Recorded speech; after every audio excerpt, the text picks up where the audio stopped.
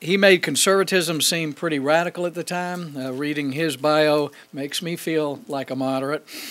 He was one of the first to propose indexing the tax code so that inflation would not push earners into higher brackets. This occasioned the remark from another senator, sounds like a lot of them I knew, along the lines of, if we did that and we needed more money, we'd have to actually raise taxes. So, and we wouldn't want the people to know we were doing that. But Jim has always been a champion of liberty. That's why when famed anti-communist writer, prisoner Alexander Solzhenitsyn, newly out of the Soviet Union, came to give a speech in New York sponsored by the U.S. Union movement, he insisted that Jim Buckley be invited to hear him. It was his way of publicly honoring Jim for his support for freedom in Russia and other nations under communist rule. And of special note today, given the hundreds of thousands of pro-lifers about to march a few blocks away, Jim was one of the first to propose a human life amendment to the Constitution, which would restore the rights of the smallest, most vulnerable Americans. His language remains the gold standard for protecting the unborn. Today he'll be speaking about what I think is the only practical solution to many of the problems here at the federal government, and that is to restore government closer to home at the state and local level. Move things out of Washington. We often call that federalism, but people see it as just government closer to home, more accountable, and more effective. So thank you, Judge Buckley, for all the work that you've done and for this book. I'm glad to know you're continuing to write and share your ideas. Your country, this institution, all the conservatives who have followed in your footsteps owe you a great debt of gratitude, and I do too. Thank you for being here today.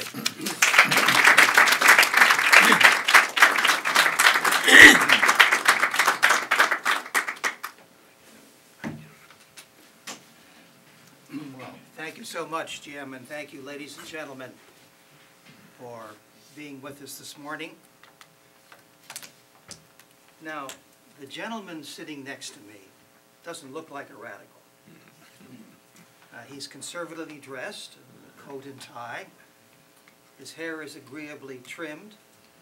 He has no beard. Not yet. And I have no doubt that he bathed this morning. And yet, this conservative, mild-looking Clark Kent is proposing in his new book, Saving Congress from Itself, Emancipating the States and Empowering the People, a revolutionary reform, the elimination of all federal grants and aid to state and local governments. No more grants and aid? No. Impossible. Why? Outrageous. Frightening. Absolutely frightening. What would members of Congress do if there were no more grants and aid, no more earmarks? Perhaps spend more time legislating and fulfilling their constitutional duties? How unreasonable. To be honest, I must say that the right honorable gentleman presents a powerful case. He points out that the action would reduce federal spending by over $600 billion a year. It would strengthen the practice of federalism, enabling state and local officials to solve state and local problems rather than waiting for and applying federal dictates to such problems. In sum, says the senator, his reform would, quote, result in a major reduction in federal spending while freeing Congress to focus on the critical national issues that are its unique responsibility. And to clinch his case, Senator Buckley cites several astonishing examples of grants and aid, and you just can't resist this listing some of these. An art center honoring Katharine Hepburn. $3.9 million on an airport in St. Cloud, Minnesota, which has no daily commercial flights. $800,000 to Las Vegas for an award to a person who has a good economic development idea. And $532,000 to beautify one block on Main Street in Rossville, Kansas, population 1,150. Jim, you write that the creation and nurture of grants and aid has become a brutally expensive addiction. Do you really think that Congress and the states and local governments can kick the habit? It'll be hard for them to do so, but if the public can be educated as to the true costs, not only in terms of dollars, but in the distortions that this has brought about in how we govern ourselves, if they realize that this has moved the decisions with respect to the most intimate matters affecting them in their own communities, in their own state, then they will recognize that as taxpayers and as citizens, this makes overwhelming sense. And I think that there's a confluence of forces almost that suggests that there's no better time to receive the message I have in that book than today. We have that whole series of scandals that have grabbed the headlines of corruption and inefficiency and worse in the VA, Veterans Administration, IRS, Centers for Disease Control, et cetera, that has absolutely exploded the myth that somehow Washington knows best. There's also evidence that the American people, in their common sense, continue to understand the logic of the separation of powers between states and the federal government. There was a recent analysis of 1913 polls that indicated that huge majorities of the American people believe the state and local governments are best suited to handle a whole stream of responsibilities. I think 83% of participants felt that housing was best handled by the people whom they elect to office, somewhat less education, welfare, public works. So the public itself understand the logic and need to trash the regulatory controls that deprive the people they elect to handle the problems closest to them of the ability to use common sense and the knowledge of local issues and local facilities to come up with a rational way to handle their priorities. What about Congress? Congress can be shamed into doing some surprising things. But I'll give you a specific example. Do you remember the word earmarks? They were galloping away, as are these programs, until I think in 4 or 5 years ago, there were 1,000 earmarks in the appropriation bill. But one senator called Coburn decided that this made no sense and was able to so stigmatize the practice of earmarks that I guess it was 2 years ago, Congress decided to abolish them. Now, that doesn't mean they don't expend equivalent amount of energy to persuading or forcing this bureau or that agency to accommodate the local constituency by approving a grant from their hometown or their state for the largesse that comes out of these programs. But it can be done, and I think this is a time when the mood is such that miracles can occur. Now, of course, you were a senator, and you know what the procedures of the Senate and of the Congress are. If Harry Reid is not in charge.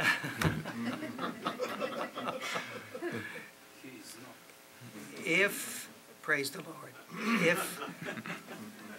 if there were no more grants and aid, and congressmen and senators were freed up, so to speak, what would they do? I mean, you know, it's a terrible thing. They would have to worry about entitlements, for example. They'd have to worry about doing something sensible about immigration. something about this treaty or that. But the joy of the grants and aids is that you're dealing with motherhood issues. Who doesn't want teachers to have training? Who doesn't want to have the homeless helped? With the result, you now have 12 programs to help the homeless, and I think 74 teacher training programs, all of which adds to the cost. But this would force them to confront the need to face the issues that are critical to the survival of this country and which only Congress can handle. If Congress had this new opportunity, so to speak, to venture out into these new fields, which are actually old fields for them, what about, though, the question of, do they really have the responsibility to do so? And you have an interesting answer for that in talking about an ancillary reform, and that is the question of term limits. Yes. Now, how does term limits enter into this The problem we have now is that service in Congress has become a career. That means your own livelihood until retirement. And so human nature being what human nature is, there is a tremendous amount of attention to preserving protecting that career, which means shortcuts, which means avoiding hard questions, which means try to get as close as you can to constituents. And it also means a huge amount of time on the telephone begging for money to handle the next election, but that's an entirely different issue called campaign reform. But no, the dynamics are such today that, and I saw these compromises time and again when I was in the Senate. When I was coming up for re-election, a friend on the Finance Committee advised me, you call to the floor and there's a bell ringing, you don't know what the devil this is about, so you go to a friend on the right committee, and he said, Jim, this bill should be torpedoed, but you're coming up for re-election next year in New York, therefore you have to vote for it. And that kind of mentality is accepted practice in Congress today. And so this persuaded me that there ought to be term limits so we can get back to the idea that service in Congress was an opportunity to serve, not the opportunity to earn a nice retirement benefit 30 years later. You're talking about also turning back responsibility to state and local governments. Mm-hmm. Are they really ready to do that? I mean, I know you talk about some examples in your book of where people have been able to do that, including in your own, and yet have been frustrated when they have tried to act in your own community there of Sharon. Yep. The problem is that in a vast sweep of matters, the people whom you elect and who know the situation, who know the needs and know the priorities, are robbed of the opportunity to do a decent job because once they accept the federal bribe, and these are bribes, they are locked into a page after page after page of regulations which strip some of the opportunity of doing what makes common sense. And one of the problems that results from this is that you cannot hold your local elected official responsible for the money spent or the effectiveness of the program, because all they are doing is acting as administrators of rules drawn by the people who live the furthest from where the problem exists. The one-lane bridge in Sharon is a wonderful story, or a sad story, perhaps. Well, yeah. Share that. This is not actually in Sharon. It's the next town over. But there is a one-lane bridge crossing the Housatonic River between a community of 600 people on one side and a little town of 1,200 on the other. With the passage of time, it is no longer safe for vehicles to go up across that. The people in the communities on both sides of the bridge want to maintain it one lane because of local factors. It's used by bicyclists and so on, and they feel it's safer.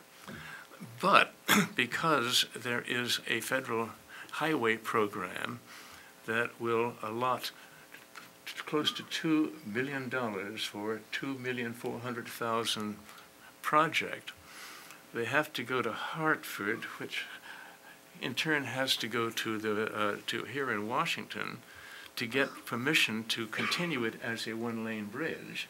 But to make a long story short, 3 years have now elapsed, and finally the people above have decided, no, it's got to be 2 lanes. And, more expense. And incidentally, the taxpayers in these 2 communities, Connecticut having the privilege of being, quotes, the richest per capita state, are sending about $1.48 to Washington for every dollar it gets back. So they are ending up spending $3 million in order to claim they're getting $2 million of free money. But this is the problem that goes through the entire book. Now, there are some states that have the privilege of being the poorest states, like Mississippi, and so they're probably getting, they could probably cost them 25 cents to get $1. So that creates some politics and to maintain these programs. Can this be doing away with grants and aid? You would have to get congressional action on it. Yes. Mm-hmm. And then or a Supreme Court come to its senses, because all of this is a result of an unfortunate interpretation of the spending clause back in 1937. Because in the Obamacare case, Justice Roberts summarized what the current law is with respect to the spending clause, and I have taken the precaution of writing it down rather than trying to remember it. But the spending clause says that Congress can spend money, quotes, to pay the debts and provide for the common defense and general welfare of the United States. The mischief lies in the words general welfare.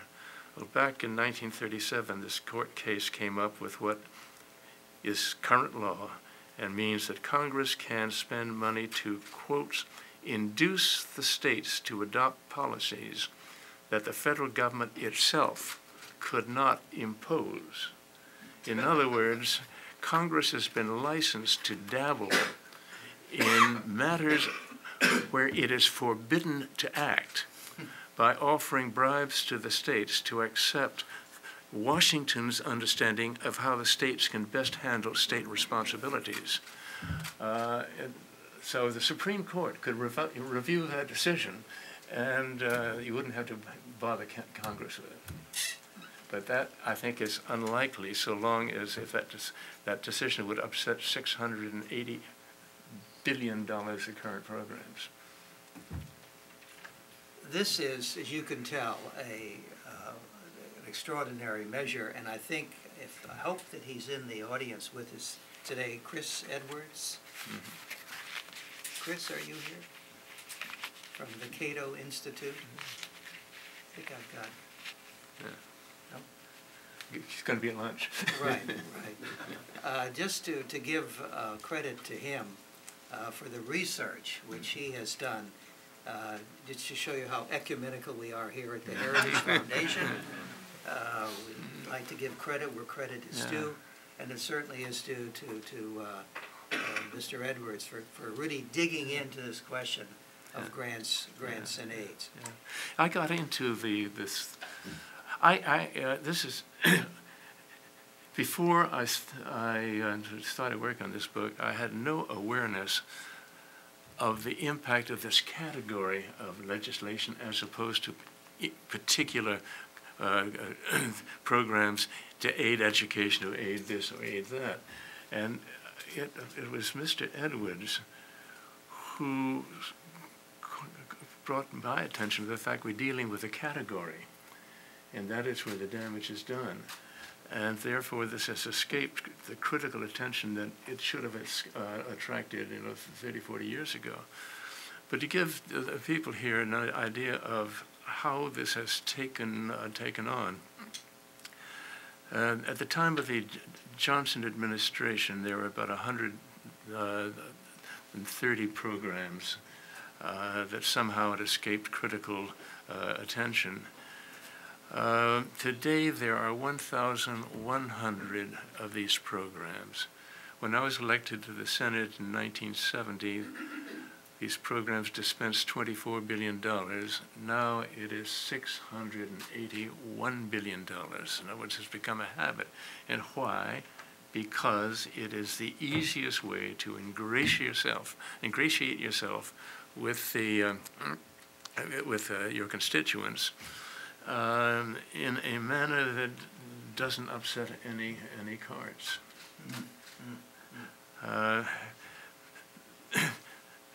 Traditional pork, this is pork, pure and simple. Traditional pork was easy to stigmatize because it required a member of Congress to insert a paragraph into a multi-page appropriation bill, taking federal money to build a gymnasium or something else that had no relationship to any federal policy or any existing federal program. The magic from the people who want to bring home bacons of the grant and aid programs is the money is already appropriated. So what you're doing is seeing to it that money that has been appropriated will go to your constituents rather than people in another state. So this is pretty seductive. I'd like to turn it over to the audience and go for questions there from you all, please. And we have somebody with a microphone, I think. Yeah. Thank you very much, Senator, for coming and speaking today. One of the questions, or at least something I'd like to hear your thoughts on, is the question of term limits actually came up because in reading some of the founders, including James Madison and Alexander Hamilton, were both not big fans of term limits. When Hamilton writes on the presidency in Federalist 70 or 71, he makes the point that it's good to have elections in which we can continually hold elected leaders responsible. And he believed that was a crucial principle. And I guess one of the things that becomes apparent to me is one of the problems in the modern Congress seems to be the delegation of authority. That seems to be one of the crucial problems, along with these grants and aid, where Congress literally hands over power to these agencies. I think one of the most common phrases in the Affordable Care Act was, "The Secretary of Health and Human Services shall determine." I was just wondering if you could comment on that. Thank you. Well, I'm wondering when a case will be brought before the Supreme Court to determine when these delegations of rule-writing authority to the agencies will be deemed to be an unconstitutional delegation of legislative power. Members of Congress, because members of Congress are now worried about everything that happens in the entire, at whatever level in the United States, their lives are on a treadmill. No way that they can discuss, analyze, exchange ideas, let alone think of the consequences of the general principles they're putting into operation. So you have these monstrosities of 2,400 pages piling up on this desk or that. And under those circumstances, they necessarily require somebody else to do all the fine print stuff, with the result that nobody in Congress really understands, at the time they are voting for these monster bills, what their practical consequences are going to be. And that, I think, is if you want your elected representative to actually deal with the problems that are faced, you're going to have to simplify the agenda. And one way to do it is to eliminate everything that are the proper constitutional responsibilities of state and local governments. Yes. You need a mic. We'll get to you. Okay. Please.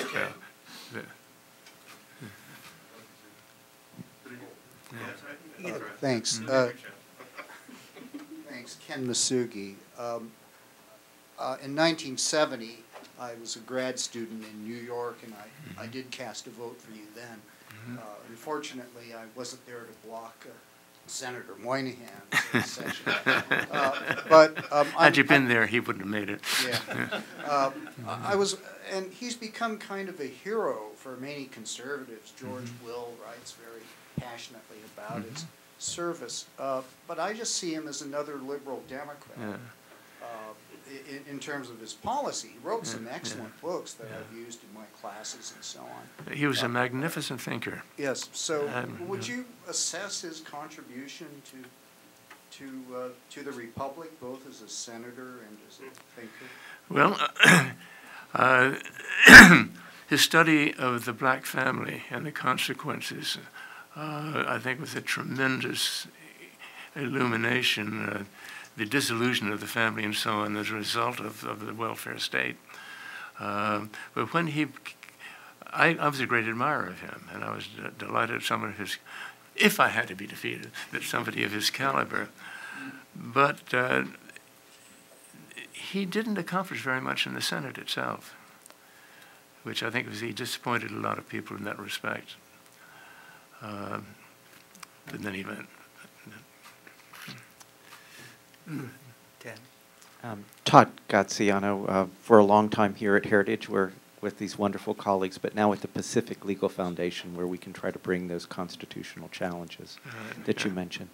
I think your book is wonderful, and I've read some great reviews and look forward to reading the book, but I think you've answered the question I'm going to, I think the common complaint of the left and the right, and I'd like you to address that for the audio record here. People on the right might say that unless there's comprehensive tax reform that goes along with your proposal and taxes, there's some real restraint to reduce them, the states wouldn't be able to raise the funds. And if I could just add that from the left, they would say Connecticut does need to subsidize Mississippi in teacher education because the education is a national, education standards are a national economic good. So how would you address those two comments? The redistribution one, my brother Bill wrote a book many years ago called Four Reforms.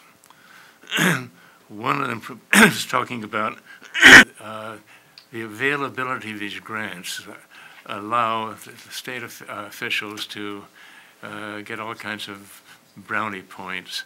It also means that they don't have to worry about raising the money to pay the total cost of a particular project they'd like to advance. But again, I think if there is a public appreciation, if we can develop a public appreciation of the real costs of these grants, then state officials will have to be brought into line. So maybe that's a romantic idea, but the logic is there. They're part of the problem. Yeah, they are, yes. Thank you. There are two parts to this. We put a lot of faith in move things to state and local government, but over the last 20 years we've been treated to Harrisburg, Pennsylvania going bankrupt, Detroit going bankrupt, the state of Illinois constantly teetering on bankruptcy. Same thing in California, San Diego going under. Why should we continue to have... And the federal government is going under. Yeah, so why is there any reason to believe that Washington can handle Detroit's problems better than the people in that state are ultimately going to have to handle it? And vice versa. It seems like the incompetence knows no boundary. And the second part of that is talk about term limits. California, to the best of my knowledge, has had term limits for 24, 25 years. And I think it is much worse governed now than it was before term limits. And maybe the term limit rule had nothing to do with it collapsing, but it certainly hasn't improved anything. So why do we keep talking about term limits as though it's a panacea for all of these problems? It doesn't seem to be. Not a panacea. Human nature being human nature is. But at least you eliminate one part of the equation that causes people to to duck what in their own mind is required to be done because it would hurt the chances of their re-election. My opening insight, if it is indeed an insight into this whole business, occurred when I was shortly after I was elected. I received an invitation to meet President Nixon. As I walked into the Oval Office, Nixon was at the far, by his desk. George Shultz, who was on one side, he was then OPM, and Haldeman, or one of the other honchos of the Nixon administration, was there. And I heard Nixon say, "But Milton Friedman doesn't understand there's an election coming up." I judged from that Milton Friedman said something that all three of them thought was totally pertinent, totally desirable, but might irritate a 5% or 2% fringe of the electorate. Therefore, this is going to be set aside. And I drew the conclusion at that time that presidents should be limited to 1 6-year term, long enough to accomplish what they got elected to do, not long enough to ruin the country, although I'm not sure anymore if that is 6 years is the proper limit. Questions? I think do we have, Senator, I very much appreciate this talk. It's great. I'm very sympathetic. And you mentioned some possible, you're very optimistic, but maybe certain folks wouldn't, in practice, be so compliant. Let me go at this a little from the right then. What about grants and aid? You say eliminate all of them. I suspect I know how you'll answer this, but what about grants and aid that do comport with your understanding of what the proper interpretation of the spending clause would be? So maybe COPS grants or national security grants, are those right out as well? If you're talking about a grant to a university to research this, that, and the other, that doesn't, I'm talking purely about that category that is offering money to states and localities to handle those things that are constitutionally the sole business of those two levels of government. Whether other grants are desirable or not, I don't get into. please, yes, in the back. Senator, I wonder if you might address how much do you think these problems stem from? I think it was the 17th Amendment, the direct election of senators, and how much. It's probably unlikely that'll ever be repealed, but do you believe that there's a connection with the direct election of senators to this problem? And when they were closer to the state legislature, some of these programs. Yeah, the direct election of senators, I think, has been damaging in terms of the protection or sensitivity to state responsibilities and the role of the states in our overall governmental scheme. They would view themselves as representatives of the states, not just a mass of people that are indistinguishable from neighboring states.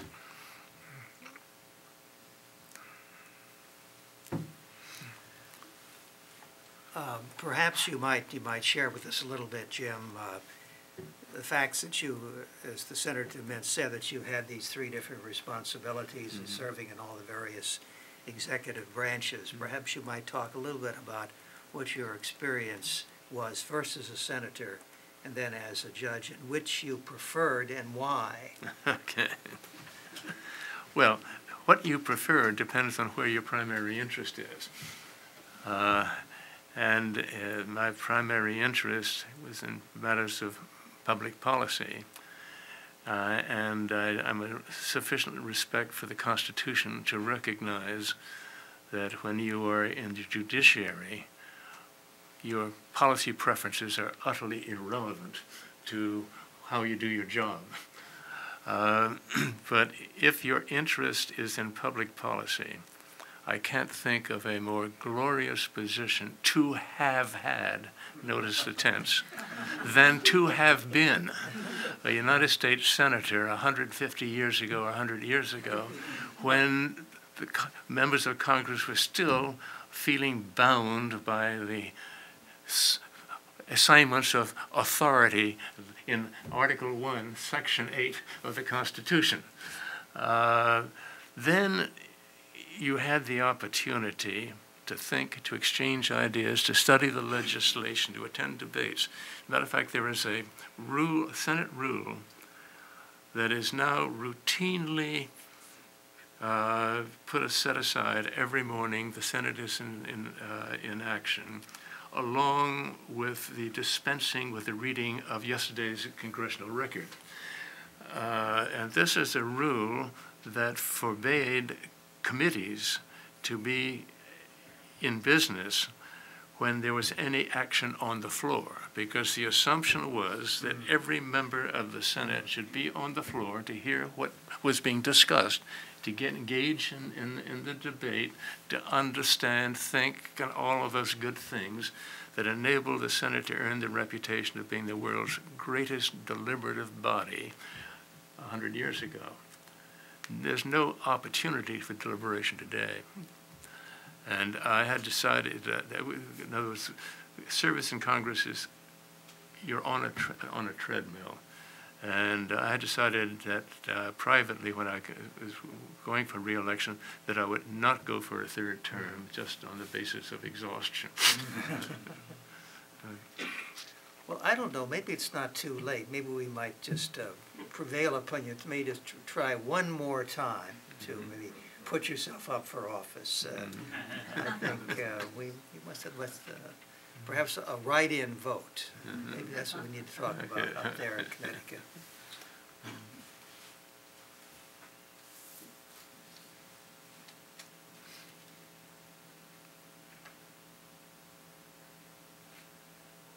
Would your plan permit states to opt out of the Endangered Species Act listings and allow state biologists to devise management plans compatible with private and state land use? No, because those issues are not the results of grants and aid, Right. but on an independent determination that there are environmental problems that only the federal government can handle. When I was in the Senate, I was very active in environmental issues. Thanks to Supreme Court decisions in the years past having to do with the Commerce Clause and the Spending Clause, which is something I only became aware of in the last 4 or 5 years. When I was in the Senate, I could no longer think in terms of what is appropriate for the Congress to do. So I fell back on something called the rule of subsidiarity, which assigns responsibilities to the lowest level of government competent to handle that responsibility, whether you like the way they do it or not, thereby relegating problems to the people most familiar with the issues and problems at stake. When it came to the environmental one, air and water don't observe state boundaries. They tend to go from one place to another. Birds and beasts migrate across state lines. So I felt that under the rule of subsidiarity, which is my substitute for the 10th Amendment, since it had been mussed up by the court, that these particular issues were fair game. Now, how they are administered by an EPA is something entirely different. Back when I had my environmental hat on, one of the things that I try to insist on is that there would be a measurement of the cost and to make sure that the cost didn't exceed the benefit. As a judge, I found that that was not always the case. So, ladies and gentlemen, any more questions from the floor? Here's your last chance to ask a former senator, former judge, former undersecretary of state, also mixed up in broadcasting, international broadcasting too, for a while as well. Dennis. Ken. Thank you all. The presidential races are being contested by people who've had connections, family connections with other, with prominent people. They're prominent in themselves, I suppose, as well. And in the one case, Ms. Clinton, she's obviously benefiting from her marriage. Governor Bush seems to be fleeing, would seem to have to flee his, at least one of his brothers. And I'm wondering, since you have a family connection, how should we think about these things? I imagine you've had to flee your journalist brother to some extent. I embrace him, quite the contrary. I'm in awe of him. But how should we think about the role of family and possibly class in American politics? I don't think that anything. I guess one, as human beings, tend to see associations and so on, but I believe that candidates for president ought to be entirely on their own grounds, and that I'd hate to see hierarchy. I mean, I'd hate to see, what is the word I'm looking for? They're talking, I'm at an age where words escape me. But no, I think it should be viewed as irrelevant. Unfortunately, it can be an advantage or a disadvantage. Sorry. I think we're so fortunate indeed, ladies and gentlemen, to be able to spend an hour with what you might call the other Buckley. We all know about Brother Bill and all his marvelous and marvelous accomplishments, but when you begin to look at the record and the accomplishments and the contributions of James Buckley, then you really begin to realize just what a marvelous family the Buckleys were and still are, as a matter of fact. We are here to do a little flacking for the book, so there are copies outside. The senator would be happy, the judge, the undersecretary would be happy to sit here and sign copies for you. So please, if you will, join me in thanking Jim Buckley for being here.